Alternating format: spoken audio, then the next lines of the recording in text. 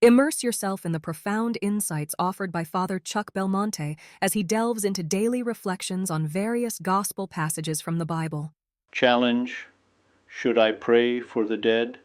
Isn't it unbiblical? The practice is not just Catholic, it is biblical.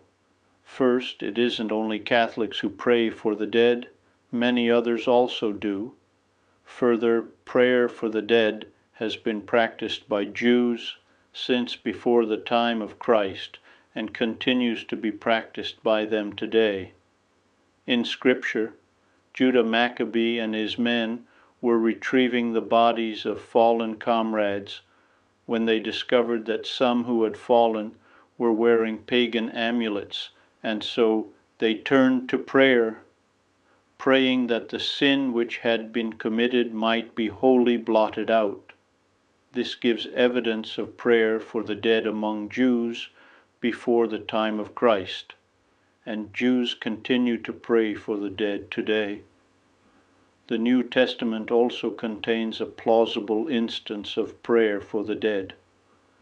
After praying for the household of a man named Onesiphorus, Paul goes on to pray, "May the Lord grant him to find mercy from the Lord on that day." Paul twice mentions the household of Onesiphorus, but does not greet him with the rest of his household and speaks of him only in the past tense. Many scholars have concluded that Onesiphorus had passed away, and thus Paul was praying for the departed. It is a natural human impulse to pray for our loved ones, even when they have passed from this life. Prayer for the souls in purgatory is a duty of charity, and in many cases also one of justice. The most valuable suffrage we can offer is the holy sacrifice of the Mass. The Mass can be applied for the deceased to satisfy for the temporal punishment due to their sins. With a mother's love, the Church has also established that the faithful can gain indulgences that are applicable to the deceased. These indulgences flow from the treasury of graces formed by the merits of Christ Our Lady and the saints. Personal penance offered as expiation for sins can also be offered for the deceased.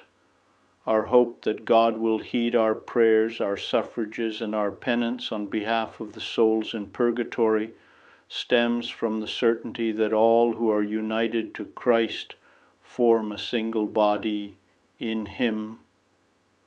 We ask Our Lady, Gate of Paradise, to open the gates of heaven for those who have left us, and that someday we may all be reunited there forever. I would be delighted to extend an invitation to you once again tomorrow for another insightful reflection on the Gospel by Father Belmonte.